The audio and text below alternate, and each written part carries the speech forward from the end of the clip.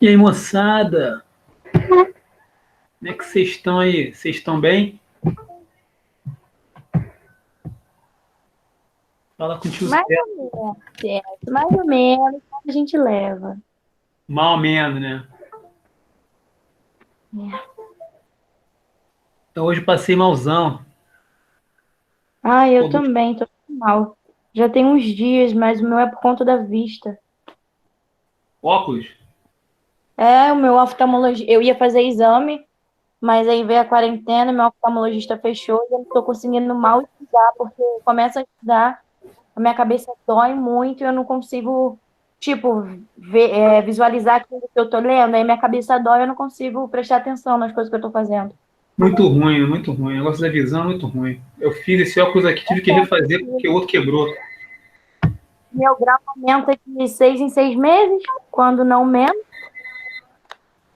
É, tem que estar sempre verificando, né? Vamos esperar chegar mais gente pra gente começar, né? Eu separei aqui uns trechos de um livro pra gente. Do livro que eu tinha selecionado. O que é isso? Ah, peraí. Já sei. Deixa eu tirar isso aqui que tá falando. Peraí. Então, eu separei um trecho de um livro, do livro que a gente tinha separado para estudar, que é o Gombrich, The Gombrich. Aí a gente vai dar uma olhada. E esse livro aqui é legal porque ele tem imagens. Então é legal que eu vou falando, vou comentando e vou mostrando as imagens, que eu acho que é bacana nesse formato que a gente está tendo aula. Mas eu achei que hoje não ia rolar, porque eu passei muita dor de cabeça de manhã e tava meio ansioso, sei lá. E aqui deu um problema no computador, apagou todos os arquivos do computador, não sei o que aconteceu. Eu fiquei meio bolado. O pessoal falando aí. Péssimo mexer com o computador, péssimo sentir dor de cabeça, péssimo estar de quarentena. Pois é, esse negócio de ficar preso, pô, pra mim tá brabo. Mas o problema é que, assim, enquanto a gente está aqui, tem muita gente que não tem necessidade, está na rua em festa, está na rua, está na casa dos outros. Tem alunos aqui que estão indo um para casa do outro, vem de Niterói, vem aqui para Itaboraí. Pô, muito difícil, gente. Muito difícil. Mas, Gabriele, isso que a gente está vivendo, de certa forma, é o que a gente, como professor, a gente vive todo dia em sala de aula, que é a resistência, né? Eu acho que tem uma coisa a ver também com a desobediência, entendeu? Tem uma coisa meio misturada, sacou? Que as pessoas só vão tomar assim, sentido da coisa se algum próximo ficar doente, ou se algum próximo falecer, as pessoas vão tomar tendência na coisa, entendeu? A gente tinha muita gente, tipo, que reclamava tanto da rotina todo dia, de ter que acordar cedo, de ir para a escola, e não queria ir para a escola, que queria ter férias, e agora que tá todo mundo em casa, quer todo mundo para aula. Tipo, era muito complicado a minha vida, realmente. Eu acordava 4 horas da manhã todo dia e chegava só umas 8 horas da noite, todo dia. Mas, o melhor. É porque a escola não é a escola também você aprende na interação, né? A gente aprende na interação, a vida e tal, precisa da reunião, né? Aí quando você perde aí você dá valor, né? Quando você vê que o negócio, né? E esse, de certa forma, que assim não é legal essa maneira que a gente está tendo aula, mas ao mesmo tempo, né? Chama a gente para nossa para desenvolver autonomia de estudo, né? Porque você assim, as coisas não mudaram. Vocês têm a mesma carga de estudo. Só que vocês estão só que está concentrada a carga de estudo. Não é diferente de quando está presencial. Só que só está concentrada. Você tem que se organizar de fato, né, na sua casa, para quem realmente quem pode acessar e ver lá o que é para fazer, né? É que agora a diferença é que não tem mais professor em cima, não tem mais professor o tempo inteiro falando, fulaninho, preste atenção na aula. Você não está dentro de uma sala, você tem que ter, tipo, por conta própria. Você, tipo, tem que ter o raciocínio que você tem sim que vir para aula, que você tem sim que fazer todos os deveres. Mas, né? Daí vai ser cada um. E é curioso, estava pensando nisso hoje. Quando eu vou falar aqui, né? Nisso eu estava meio sem jeito de falar, pô, parece que não tem ninguém. Quando eu falo, dou aula para vocês, eu imagino cada um de vocês no lugar de vocês na sala de aula. Parece uma loucura isso, né? Que eu estou falando, mas eu imagino você, Gabriel, no seu lugar lá, o André na sala dele, no lugar dele, o Bruno, a Marcela o Lucas, eu vejo cada um no seu lugar para poder. Aí eu vou dando aula, sacou? Meio louco, né? É estranho, mas é uma forma de facilitar a fala, porque eu acho isso meio estranho. E isso estava gerando um pouco de angústia também, entendeu? E as pessoas não participam, aí você fica meio. É meio estranho. Até porque é uma turma de terceiro ano com quase 60 alunos e se participa 18 é muito. Não A é gente em todas as aulas. todas as aulas. Assim, eu sei como é que é isso, mas aí. Opa, tem gente chegando. E tem aquela parada também, né? A gente vai vendo, por exemplo, eu tenho recebido mensagens de alunos que, de fato, eles não podem entrar, eles não têm recurso, não têm computador. E o cara me ligou, tipo, professor, pô, não estou conseguindo. Se eu tenho como mandar para o meu amigo a questão, não é da outra escola, tem como mandar para o meu amigo. Aí você vê, tem gente que tem condições e não faz mesmo, tá nem aí e acha que. E tem uma galera que tá afim de estudar, mas que realmente não tem recurso. É um negócio muito louco isso também, né? Além de não ter recursos, tipo, por exemplo, eu tô o tempo inteiro tentando estudar, até por conta do vestibular, mas aí agora eu tô com problema na vista e tem esse negócio de você estar em quarentena, depois eu tava achando maravilhoso estar de quarentena, não vou mentir, não. Porque assim, foi um momento que eu tirei para estudar, para fazer as minhas coisas que estavam pendentes, mas de umas semanas para cá eu comecei a ficar muito mal e não conseguia estar na frente do computador, eu ficava mal o dia inteiro. E aí, além de você não ter recurso, tipo, material, você não tem recurso mental, porque você, depois de tanto tempo em quarentena, você fica meio que alienada ali dentro. Tava até É, conversando com a orientadora, ela falou para eu tirar um tempo e descansar, porque eu tava todo dia sim. direto no computador fazendo essas coisas. Então, tudo tem um limite. E é assim, isso que a gente está fazendo aqui, essa forma de a gente tanto dar aula como receber aula, exige da gente uma outra forma de atenção. Se você não estiver acompanhando, né? Teve uma aula, né? Um outro grupo aí, não vou dizer para não ficar chato, eu estava dando aula e aí todo mundo estava vendo aqui todo mundo na lista. A pessoa, eu me despedi da galera e o ícone da pessoa ficou lá. Quer dizer, o cara não estava nem acompanhando. Imagina. Então tem várias coisas que acontecem que a gente fica meio down, sacou? mas com 7 pessoas acho que a gente já pode começar. Temos aí, ó, André, Gabriele, João, Letícia, Lucas e Mariana. Vamos iniciar, então, devagarinho, que é o seguinte, na aula... tem 6 pontos, 6 trechos do livro do Gombrich que eu queria mostrar hoje para vocês, mas resgatar um pouco da aula anterior, a gente falou que a figura do artista, no período que compreende o primitivo, a antiguidade arcaica, a antiguidade clássica, né? Esse período, né? Opa, tá chegando, gente, peraí.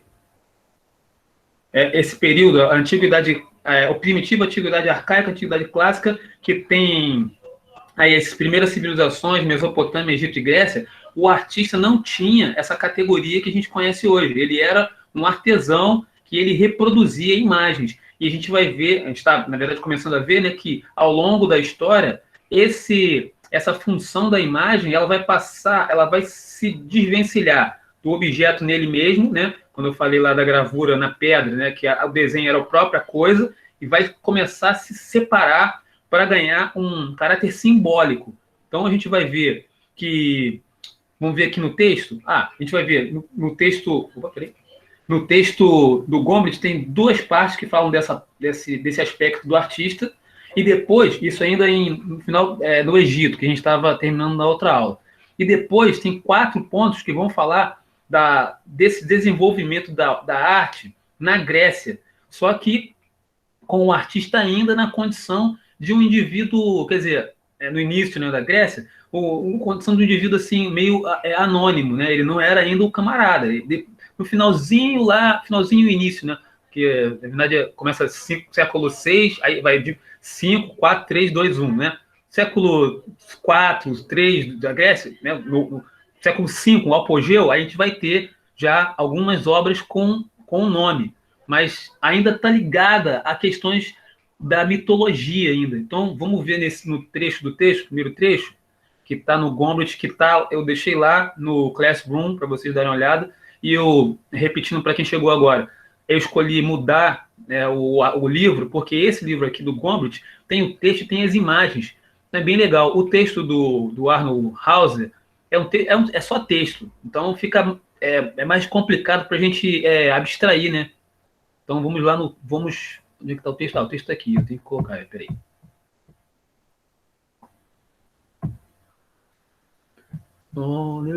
Aqui. Aqui. Então, peraí, deixa eu ver se é isso aqui mesmo. Na página 30, muito bem. Ele diz aí, ó. Deixa eu ver se é esse trecho que eu separei aqui no livro. Peraí. É porque o PDF que está aí, que vocês estão vendo, é diferente da página do livro que eu tenho em casa. Então tem que fazer aqui uma sincronia. Peraí.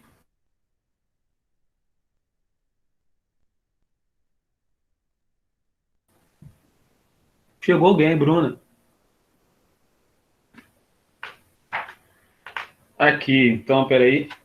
Muito bem. O estilo egípcio englobou uma série de leis muito rigorosas que todo artista tinha que aprender desde muito jovem.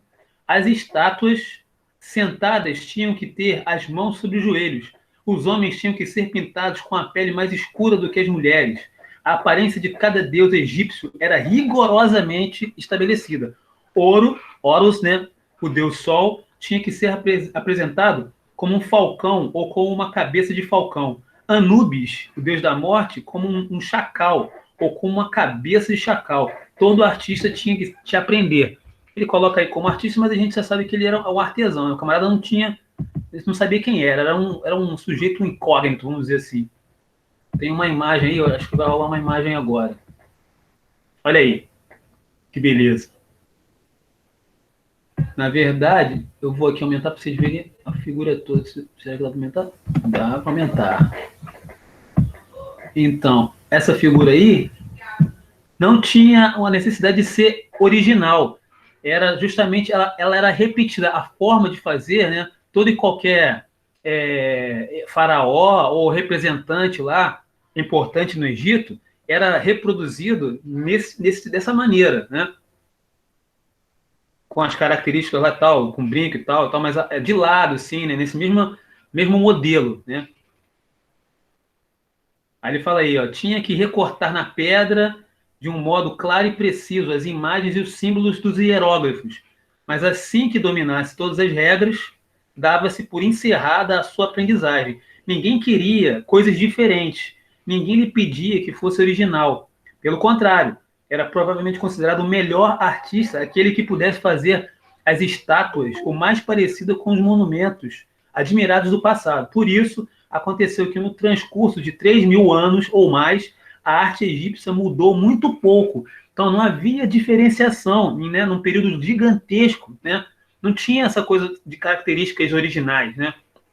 Porque tinha um propósito. Esse trabalho aí que vocês estão vendo, essa figura, né, tinha um propósito de registrar lá o tal do Amenófis, que era lá o faraó importante lá, dinastia tal, né? Para que os outros soubessem quem foi Amenófis. Vamos seguir aqui, então. Tudo que era considerado bom e belo na era das pirâmides era tido como igualmente excelente 1.000 anos depois.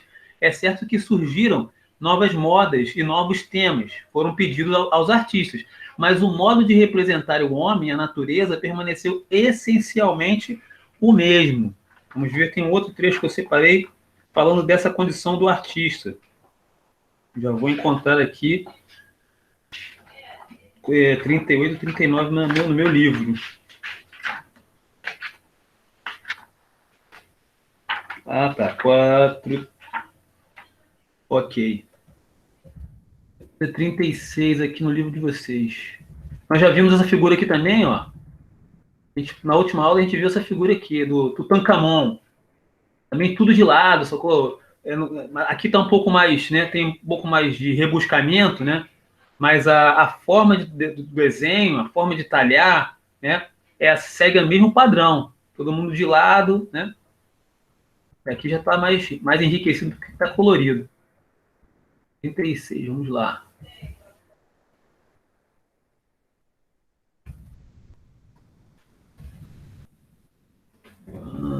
Aí ele fala aqui, ó, mesma coisa, aí na Mesopotâmia, embora os artistas da Mesopotâmia não fossem chamados a decorar as paredes dos túmulos, como eu falei na outra aula, né?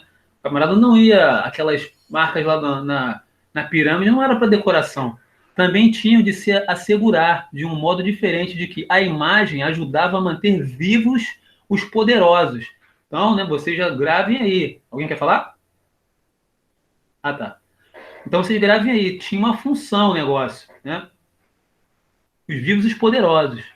Desde os primeiros tempos era costume. Oh, peraí, chegou alguém. Brunão. Aí, Brunão. Então, vou voltar aqui para o Brunão pegar. Embora os artistas da Mesopotâmia não fossem chamados a decorar as paredes dos túmulos, também tinham de se assegurar de um modo diferente de que a imagem ajudava a manter vivos os poderosos. Lembra que eu falei lá, os egípcios tinham essa coisa, né, de que para um outro mundo, eles iam ir para um outro mundo, e ali iam continuar a vida deles. Então, tinham que ser eternizados, né?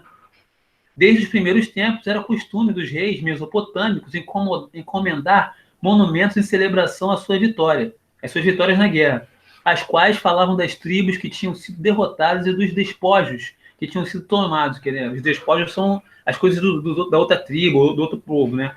A figura 42 mostra-nos um desses relevos, representando o rei que espizinha o corpo de o seu inimigo trucidado, enquanto outros de seus inimigos imploram misericórdia. Talvez a ideia subjacente desses monumentos não fosse apenas conservar viva a memória dessas vitórias. Nos primeiros tempos, pelo menos, as antigas crenças no poder da imagem, nós falamos lá, lembra? Do primitivo, né? Isso vem do primitivo. O poder da imagem poderiam ter ainda influenciado aqueles que as encomendavam. Talvez... Chegou mais alguém aí, peraí. Ingrid. Então, voltando lá. O poder da imagem, né? Poderiam ter ainda influenciado aqueles que as encomendavam.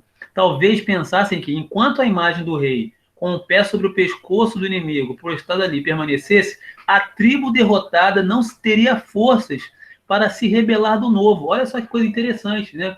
A mesma concepção que o camarada, que o homem primitivo tinha do bisão na parede, né? Ainda permanece aqui quando ele fala aqui, ó, talvez pensasse que enquanto a imagem do rei, com o pé sobre o pescoço do inimigo, prostrado ali permanecesse, a tribo derrotada não teria forças para se rebelar de novo. Então, é como se fosse quase com poder mágico, né? Eu estou fazendo aqui, não sei, estou falando assim, fazendo uma comparação meio esdrúxula, como se fosse um vuduzinho, né? Eu pego aqui a imagem, essa imagem está representando a ação, né? A imagem e a ação, elas estão juntas. Vamos ver aqui onde é que a gente encontra aqui essa figura 42. Aqui, ó. Essa figura aqui. Aqui. Então ele fala, ó, o rei lá com os pés sobre os guerreiros do outro povo lá. Então a imagem, essa imagem aqui para o sujeito lá, estava representando a própria ação. E ela sendo feita, né? A ação ela está acontecendo. Nós estamos presentificando que esse ato está acontecendo. Nosso rei está subjugando outro povo. Isso é muito interessante. E esses dois pontos que eu queria meio que trazer de volta, né, para resgatar o que a gente tinha terminado de falar sobre as culturas primitivas e início do feitura do trabalho artístico no Egito, né? A gente já sabe que não é uma arte que é nem para embelezar, nem para fazer experiência estética, mas tem essa função que ainda está na questão da mitologia, da coisa, né, mágica. E a gente sabe que existe uma diferença entre mitologia e religião, né? A mitologia, ela não tem uma organização em livros, né? Você não tem uma organização, você tem vários deuses, tem as narrativas que são diferentes, né? E a religião vai se diferenciar da mitologia como? Porque depois ela vai se organizar em livros, né? Ela vai se organizar numa sistematização, né? Bem organizadinho e tal, organização de cultos e tudo mais. Então isso também está ligado, está tudo misturado ainda aí. Esse período que nós estamos falando, que é do primitivo, a antiguidade clássica, a antiguidade arcaica, né? Nós estamos falando desse período ainda. Vamos seguir então agora para a nossa... Peraí, deixa eu ver se tem aqui alguma coisa a mais. Sim, agora vamos para o Grande Despertar, que é o título do livro, né? Ele se refere à Grécia como o Grande Despertar. E aqui está na página 49, se não me engano. Aqui mais uma figura para vocês verem aí, ó, que não havia originalidade, né? Todo mundo de lado. Não tem tridimensionalidade, é bidimensional a parada.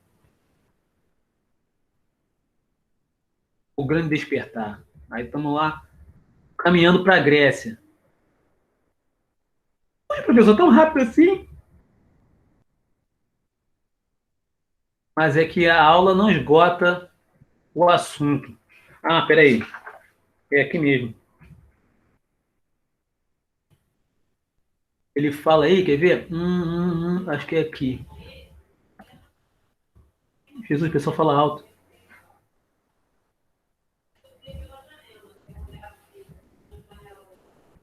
Espera aí que eu vou encontrar aqui. Ah, tá, antes.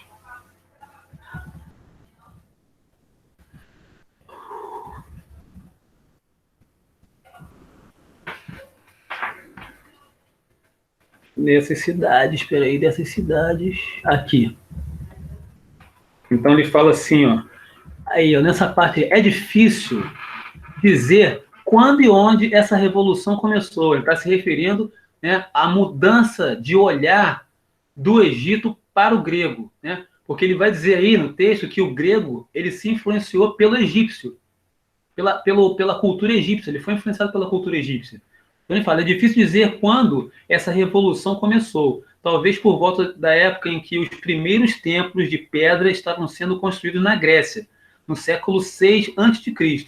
Sabemos que antes desse período, os artistas dos antigos impérios orientais, acabamos de falar, né, Mesopotâmia, lá, aquela galera do período das primeiras civilizações, tinham se empenhado em obter um tipo peculiar de perfeição. Então, como eu falei, o artista não tinha a pretensão de ser original. Né? Buscando a perfeição, eles repetiam modelos. Né? Então, ele era um mero artesão. procuravam emular. Emular é repetir, é reproduzir, imitar a arte de seus antepassados tão fielmente quanto possível e aderir estritamente às regras sagradas que haviam aprendido. Então, nós estamos ainda, olha como é que, né, vamos falar 4, 5 mil anos ainda, né, numa construção ainda de um fazer, né? A arte aí tem uma função muito específica ainda que está ligada ao ritualístico, né? Está ligada ao sagrado, né? Antepassado fielmente, olha, quando os artistas gregos começaram a fazer estátuas de pedra, partiram de onde os egípcios e assírios tinham parado. A figura 47 mostra-nos que eles estudaram e imitaram modelos egípcios e que aprenderam deles como fazer a figura de um jovem de pé, como marcar as divisões do corpo e os músculos que o mantêm unido. Então, nessa figura 47, eu acho que essa que está anteriormente aqui, vamos dar uma olhada? Não, é depois. Professor, você não sabe mexer nisso. Aqui. Então, essa obra aqui, ó, é um trabalho grego. E você vê que tem aspectos egípcios aí. Tem lá a cabeça, esse cabelo aí. Deixa eu tentar aumentar aqui, peraí. Oh, não está indo mais. Mas dá para ver que a cabeça, tá vendo? Ó? Só que eles começam já a desenvolver uma tridimensionalidade. Porque não está mais na parede, né? É uma escultura já, o corpo já tem, né, o contorno, né? Ele está fora, ele não está mais feito em alto relevo. Isso aí não é alto relevo, são esculturas mesmo. Está falando aqui, ó, estátua de 2 jovens encontradas em Delfos, já com assinatura lá, assinadas por Polímedes. Então, ó, ele já começa a construir, a desenvolver, já tem um trabalho diferenciado, mas ainda continua sendo estátuas ritualísticas. Elas são feitas lá para o templo tal, para o deus tal. Mas já tem uma diferenciação aí do Egito. O que diz aqui? Todo escultor grego queria saber como ele iria representar um determinado corpo. Os egípcios tinham baseado sua arte no conhecimento. Os gregos começaram a usar os próprios olhos. Uma vez iniciada essa revolução, nada a pararia, né? Sustaria, né? Nada ia impedir que isso continuasse. Os escultores, em suas oficinas, ensaiaram novas ideias e novos modos de representação da figura humana. E cada inovação era rapidamente adotada por outros. Então, olha a diferenciação aqui que ele está fazendo. O egípcio, né, até lá o período que a gente viu lá, 4, 5 mil anos, eles não usavam os próprios olhos a partir da sua própria percepção. Eles só reproduziam o que tinham aprendido da feitura de outros trabalhos. Então eles pegavam aquilo ali e reproduziam. Eles não usavam o sujeito como um modelo. Não pegavam o rei, botavam o rei lá e ficava desenhando, né? Usando a própria percepção. Ele usava o que já tinha sido feito, que estava pronto. Vamos para a próxima.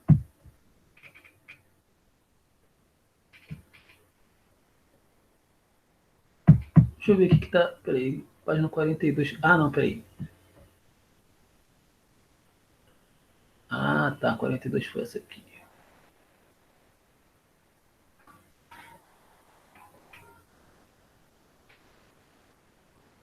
Deixa eu ver aqui. Então, a próxima.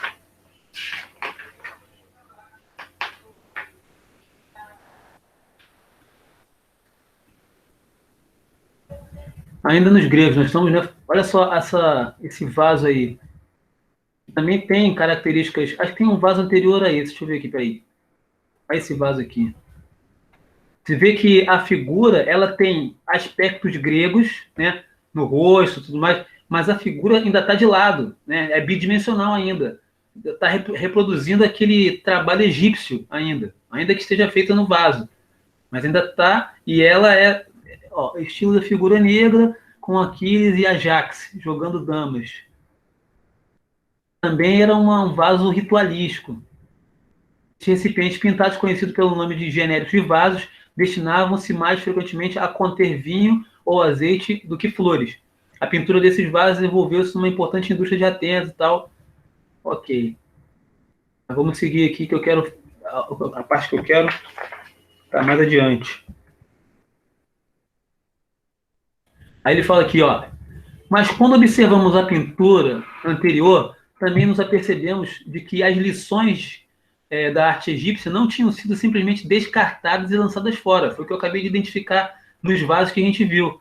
Eles apreenderam a maneira de fazer a arte egípcia, né, mas começaram a desenvolver o estilo deles. Né? Os artistas gregos ainda procuravam fazer suas figuras com os mais nítidos contornos possíveis, incluir tantos conhecimentos sobre o corpo quanto coubesse na pintura, sem violentar a sua aparência. Ainda gostavam dos contornos firmes, bem definidos, e do plano equilibrado. Estavam longe de tentar copiar qualquer relance fortuito da natureza, tal como haviam. A velha fórmula, o tipo de forma humana que se desenvolvera em todos esses séculos, ainda era ponto de partida dele. Só que não mais consideravam isso sagrado, em todos os pormenores. Olha só aquilo que nós falamos lá no início da aula do primitivo, né? No primitivismo, né, as primeiras expressões elas estavam ligadas o sagrado, né, as coisas eram uma coisa só no desenho, né, e era uma coisa sagrada. Né, à medida que o tempo vai passando, isso vai se desvencilhando, como ele falou aí, né, só que não mais consideravam isso sagrado em todos os pormenores.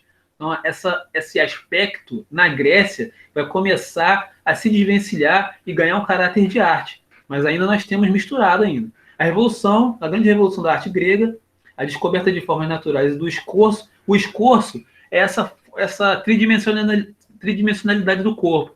Ocorreu numa época que é, de todo em todo, o mais assombroso período da história. Ele fala porque a Grécia é considerada como o berço da civilização ocidental, essa coisa toda. Apesar de a gente saber que existiam outros lugares que a cultura estava sendo desenvolvida, mas a Grécia ela é considerada assim porque ela sistematizou o conhecimento de outras culturas. É uma época em que o povo das cidades gregas começou a contestar as antigas tradições e lendas sobre os deuses e a investigar sem preconceito a natureza das coisas. É o período em que a ciência, tal como entendemos hoje, o termo, e a filosofia despertam pela primeira vez entre os homens, em que o teatro se desenvolveu a partir das cerimônias em honra de Dionísio. Então, é interessante agora a gente fazer aqui um link entre a arte e a filosofia. Por quê? Acredito que é aí que vai surgir a ruptura. Essa ruptura que eu falei para vocês, né? Da coisa, do objeto ser transformado em um objeto ritualístico, ser sagrado. Por quê? Na Grécia mesmo vai haver aquela ruptura entre mito e filosofia. A filosofia vai começar a negar essas explicações mitológicas de revelações e vai começar a tentar explicar o mundo através, né, do olhar, da observação. Né? Isso vai influenciar na cultura, de modo geral, e na arte, mais especificamente, que a gente está tratando. É o período em que a ciência, tal como entendemos hoje... já li isso. Não devemos imaginar, porém, que os artistas desse tempo estavam entre as classes intelectuais da cidade. Aí voltando ao que eu tinha dito, né? O artista, ainda que ele fizesse essa revolução, né, nas formas e tal, influenciada pela filosofia, ele ainda será um sujeito meio, né, assim, ainda está no limbo, assim, ele é como um padeiro, entendeu? Não tem nada de mais, não. Os gregos ricos que administravam os negócios da sociedade e que, não devemos imaginar, porém, que os artistas desse período, desse tempo, estavam entre as classes intelectuais da cidade. Os gregos ricos que administravam os negócios de sua cidade e que gastavam seu tempo em intermináveis discussões na praça do mercado. Talvez até mesmo os poetas e filósofos olhavam com desdém, né, para os escultores e pintores, a quem consideravam pessoas inferiores. Os artistas trabalhavam com suas próprias mãos e trabalhavam para viver. Passavam os dias labutando em suas forjas, cobertos de suor e fuligem. Deixa eu ver se vai ter aqui isso. Ou como operários comuns em pedreiras e canteiros, e por isso não eram considerados membros da sociedade polida. Contudo, sua participação na vida da cidade era infinitamente superior à de um artífice egípcio ou assírio, porque a maioria das cidades gregas, Atenas em particular, eram democracias em que a esses humildes obreiros, alvos de desdém dos nobres afastados, era consentido, no entanto, participarem, em certa medida, dos assuntos do governo. Então, para vocês terem a medida aí de que o artista ainda não era considerado artista, ele era um artesão, um sujeito que repetia coisas e era um operário, né? O cara era operário ali, pegava pedra, você tem um trabalho para fazer. Isso aí não era prestígio nenhum, né? Depois de um tempo, inclusive estou lembrando aqui de uma passagem do Platão, acho que é Hípias, ele faz um questionamento ao artista, ele fala, de onde vem o artista, o músico, né? De onde vem a sua revelação? Como é que acontece isso? Você precisa provar de onde vem essa ideia. Então, por isso que ele fala aqui, que os filósofos, né, olhavam com desdém para os artistas. Vamos seguir, então, para a próxima página.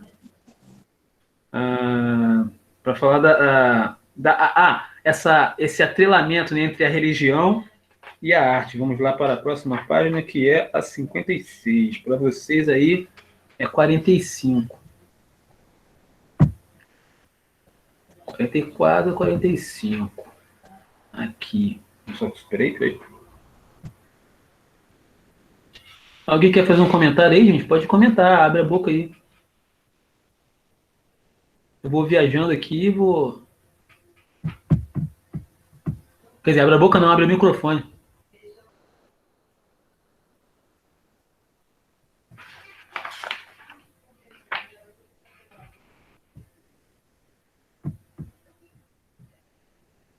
Aqui, encontrei.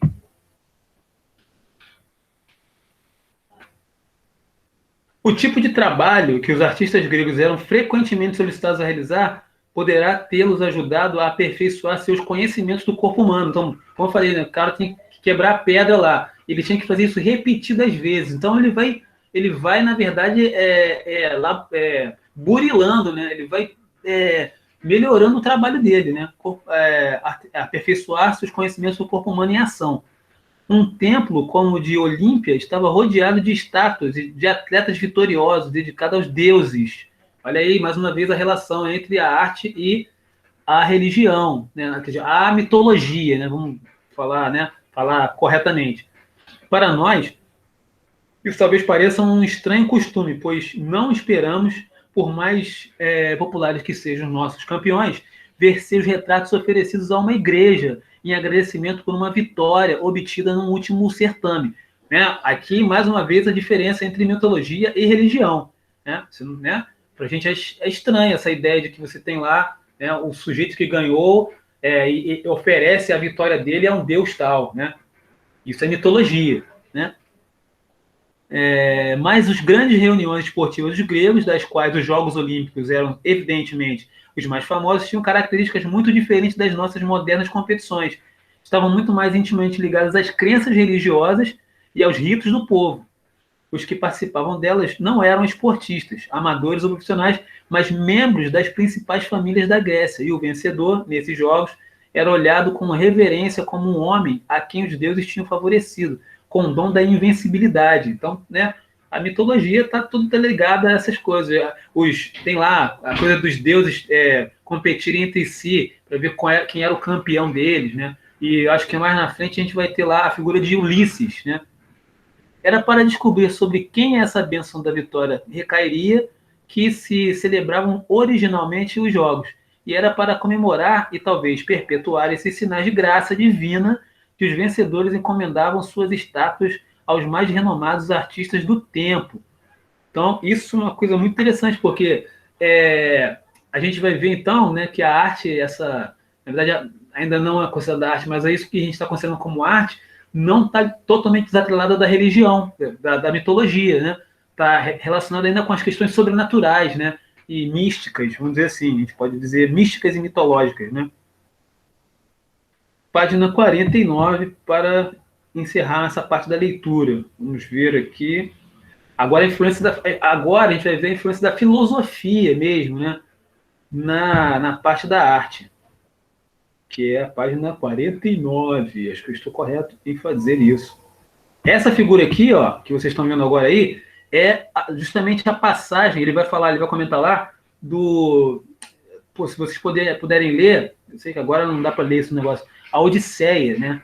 Que é quando Ulisses demora a voltar a Ítaca, porque acho que eu já falei já aqui da história lá do Cíclope, né? O Poseidon, para castigar Ulisses, ele faz uma série ele dificulta a volta de Ulisses a Ítaca, porque Ulisses acertou o olho do Cíclope, que seria filho de Poseidon, um dos, né? Eu não sei muito de mitologia, não, mas é mais ou menos isso. Vamos ver aqui. Aqui, ó. Para a gente terminar, então, todas as obras gregas, desde... Opa, chegou alguém aí. Então, nós estamos já... Na verdade, esse é o 6º ponto, né? Já falamos de vários pontos já que relacionam a arte, aquilo que a gente conhece como arte, como ainda não desatrelada das questões mitológicas, né? Porque o mito e a religião são diferentes. Então, todas as obras gregas desse grande período mostram essa sabedoria e habilidade na distribuição de figuras. Mas o que os gregos de então apreciavam ainda mais era outro aspecto, a recém-descoberta liberdade de representar o corpo humano em qualquer posição ou movimento podia ser usada para refletir a vida interior das figuras representadas. E aí a gente vai ver, né, com muita clareza a influência da filosofia socrática. Ele vai falar aí, olha só que coisa. Ouvimos de um dos seus discípulos ser isso o que grande filósofo Sócrates, né, que tinha sido ele mesmo treinado como escultor, exortava os artistas a fazerem. Deveriam representar a atividade da alma, observando minuciosamente o modo como os sentimentos afetam o corpo em ação. E aí, mais uma vez aqui, a gente pode lembrar que quando Sócrates começa a trabalhar, pensar e difundir o seu pensamento, esse pensamento é voltado para o homem, né? É um pensamento antropocêntrico, né? Ele vai colocar o homem no centro das reflexões, né? Antes, o que os pré-socráticos pensavam? Na natureza, né? Vamos investigar a natureza, vamos investigar o que está em volta para explicar o mundo que vivemos. E o Sócrates começa a falar, não, vamos olhar para o homem e a sua ação no mundo. E aí ele fala aí, né? Ó, os sentimentos que afetam o corpo em ação. Uma vez mais, os artífices que pintavam vasos tentaram manter-se a par dessas descobertas dos grandes mestres, cujas obras se perderam. A figura 56, que nós vimos lá em cima, representa o comovente episódio da história de Ulisses, em que o herói volta para casa, após 19 anos de ausência, disfarçado de mendigo, com um bordão, alforge e tigela, e é reconhecido por sua velha ama, Euricleia, que nota na perna dele a cicatriz de um velho ferimento, enquanto lhe lavava os pés. O artista deve ter ilustrado uma versão ligeiramente diferente do que lemos em Homero, onde a ama tem um nome diferente do que está escrito no vaso. Então, essa figura aqui eu não sei qual é, mas a figura que ele está falando é essa figura aqui, ó. Essa figura aqui, Ulisses. Não, na verdade, aí é um fragmento, né? Ulisses voltando lá das suas peripécias, das suas viagens, voltando para Ítaca. Então, meus queridos, vou fechar aqui. A página nós lemos, eu vou botar lá no. As páginas que nós trabalhamos agora foram 31, 36, 42, 49, 45. Desculpa, 39, 42, 45 e 49. Eu vou colocar. Foram os 6 pontos que nós trabalhamos hoje e nós tratamos hoje. Fechei. Oh, beleza, ok. 12 pessoas, beleza. Aluna nova, Maria Celeste?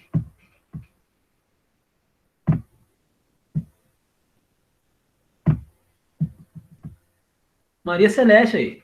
Aluna nova aí, bem-vindo, Maria Celeste. Então, só para fazer um resumo aí do que falamos até agora, né? Eu quis fazer uma relação, ou quis fazer um link, né, com a última aula que nós falamos do período egípcio, né, em que a arte, na verdade, ela não era, até agora, né? Agora que a gente vai começar a ver um desenvolvimento da arte como nós a conhecemos, mas ainda ela está atrelada à mitologia, né? Desde o primitivo, passando pela Mesopotâmia, pelo Egito, chegando agora na Grécia, né? A gente ainda tem a relação estreita da arte, né, da feitura artística, com o sagrado e mitológico, né? Está completamente ligado ainda. Só que você vê que existe um desenvolvimento do trabalho artístico, né? Do trabalho o grego vai dar um nome para isso, né? Que é tekné.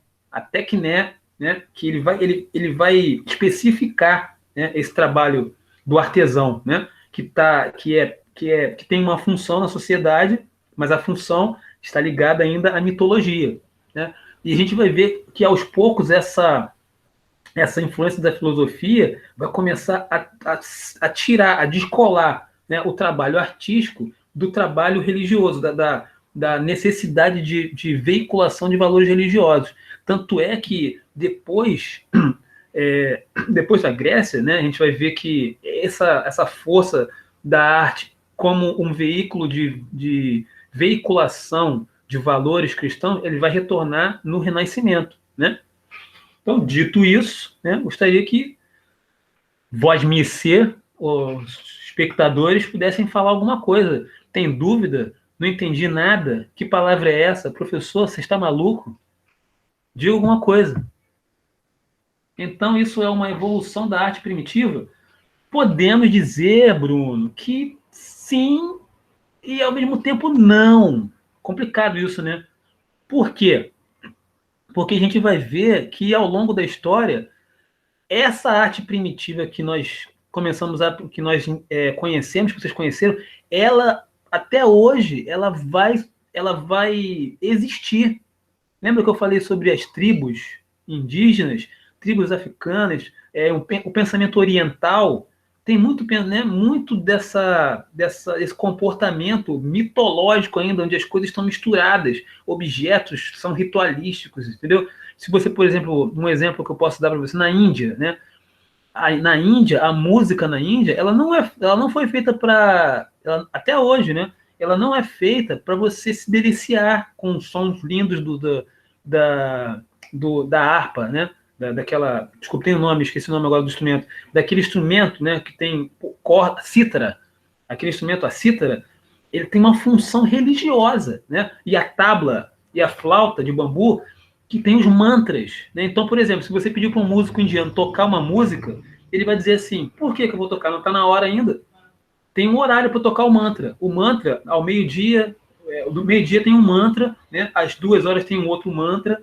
Por quê? Porque a função da música nessa sociedade ela é uma função ritualística. Então, a gente pode dizer que esse modo de operar é um modo primitivo, não primitivo de atrasado, mas primitivo das primeiras formas de se relacionar com o som, né, com a arte. Então, não sei se eu respondi, mas eu não posso dizer que seja uma evolução, porque se você considerar que isso é uma evolução da arte, você vai dizer que lá o primitivo é o atrasado, e não é isso, entendeu? Mais perguntas, vamos lá. Sou todo Falei durante 40 minutos. 15 minutos aí, gente. Temos 11 pessoas, ó. 2 minutos para cada aluno. Maria Celeste, tem perguntas para fazer? Abre o seu microfone.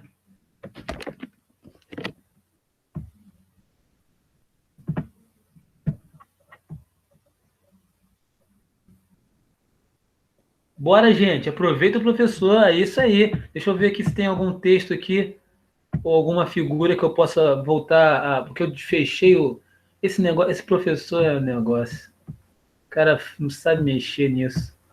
Impressionante. Tem que fazer muita aula ainda. Tá aí, vou encontrar aqui.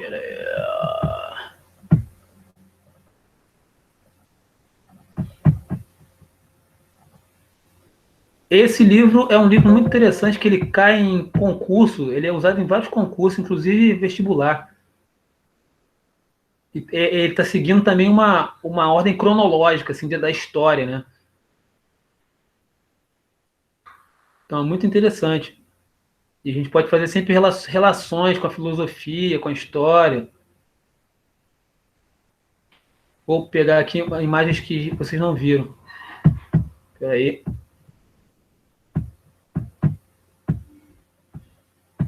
Essa aqui vocês viram. Essa aqui. Ah, peraí. Tem uma aqui que vocês não viram.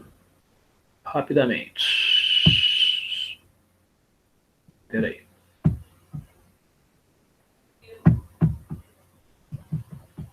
mostrando.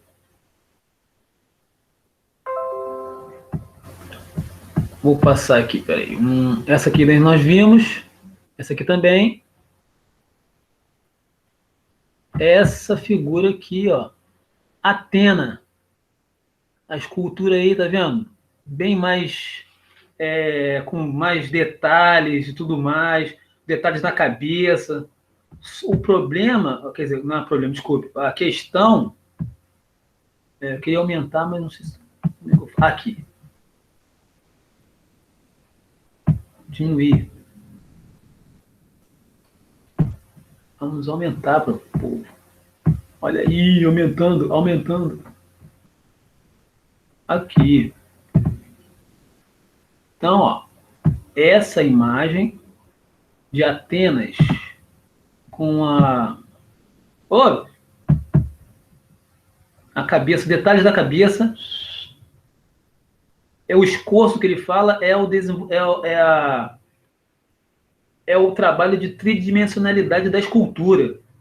Aos detalhes da mão aí, e você vê que, na verdade, tem uma simbologia, tem toda uma simbologia. Na cabeça dela tem lá chifres, tá vendo lá? Que devem representar deuses, né?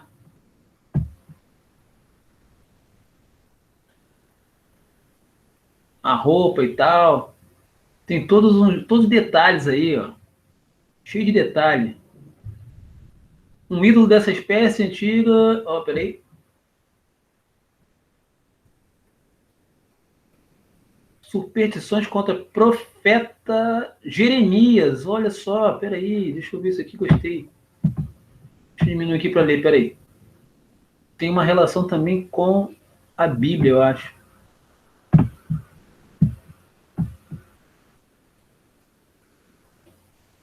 Antigas superstições contra as quais o profeta Jeremias lançava suas inventivas. Mas já essas ideias primitivas sobre os deuses como formidáveis demônios que habitavam nas estátuas tinham deixado de ser a principal coisa. Palas Atenas, tal como Fídias a viu e modelou em sua estátua, era mais do que o mero ídolo de um demônio.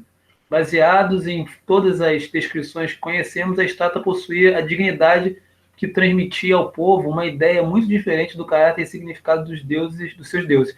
Atena de Fídias era como um grande ser humano. O seu poder residia menos em quaisquer poderes mágicos do que em sua beleza. As pessoas compreenderam na época que a arte de Fídias dera ao povo da Grécia uma nova concepção do divino. Então, para vocês verem aí, né, a relação ainda com as divindades. Essa aqui, vamos ver.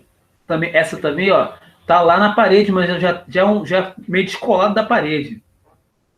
Hércules carregando os céus no templo de Zeus. Então todo mundo conhece a história de Hércules. Vamos ver mais algumas figuras. Estamos aqui na Grécia. Essa figura aqui a gente não viu.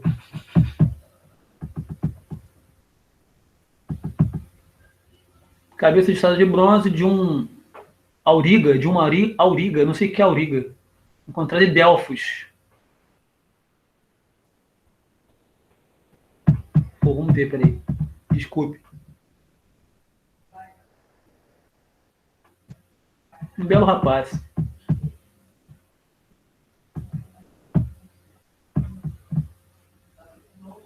Então tem detalhes aí também, ó, na cabeça aí, ó. Você vê que eu acho que esse é feito, deixa eu ver se é pedra, bronze, feito em bronze. Tem essa coisa também, né, deles mexerem com os metais. Olha a estátua que nós falamos lá dos Jogos Olímpicos, né? Então o sujeito ia lá para ganhar a disputa, mas não para ganhar, por ganhar. A vitória e o prêmio era a bênção dos deuses, né? A benevolência dos deuses. Os deuses, ele seria o querido lá dos deuses. Vamos ver. Aqui nós vimos esse aqui, que é a história do Ulisses lá, voltando para Ítaca. Opa, vamos voltar aqui. Esse aqui, detalhe, Cavaleiros. Esse aqui é em mármore. Desfile de Cavaleiros. Fios de mármore do Paternon. Paternon é aquela obra lá que está lá no início dessa unidade. E aqui, por último, então, um vaso. E aí você vê que ainda tem aquela característica egípcia, né, de bidimensionalidade, mas já tem um quê já de grego, né? O desenho já é desenho mais grego. Então, meus queridos, é isso. Por enquanto,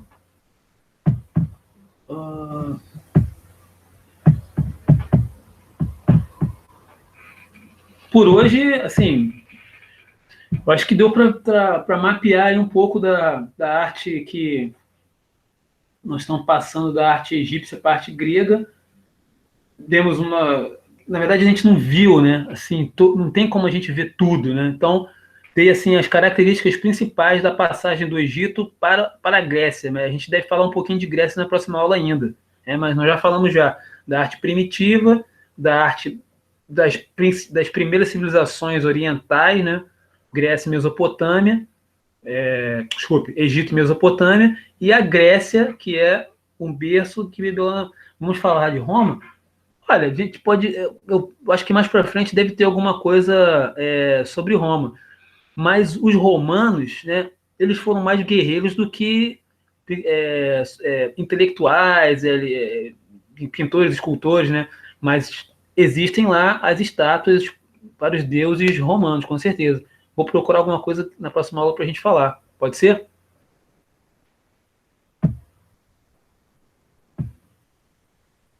Algum comentário aí, Ingrid? Fechou? Algum comentário? Vocês não querem compartilhar alguma coisa aí? Contribuir com a aula? Eu também aprendo.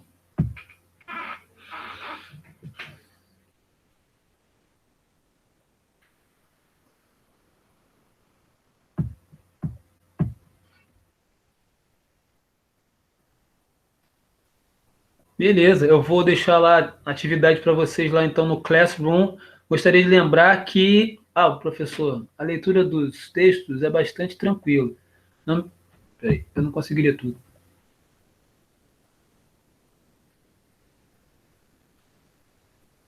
Ah, beleza. Então, o texto do Gombrich, né, melhor, assim, é até mais simples do que o texto do Hauser. Por isso que eu achei interessante mudar de texto.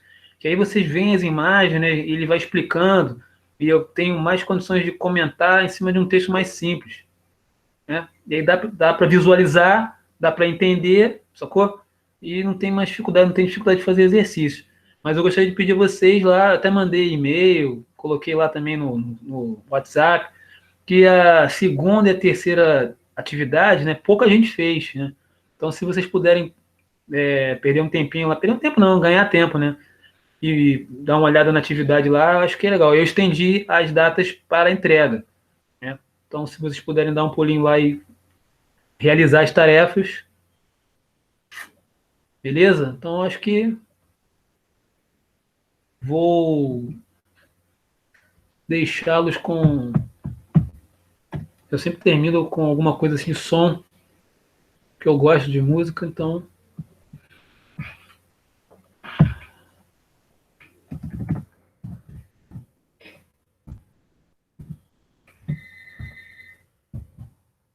Deixá-los com esse som do Hermeto que eu acho maneiraço.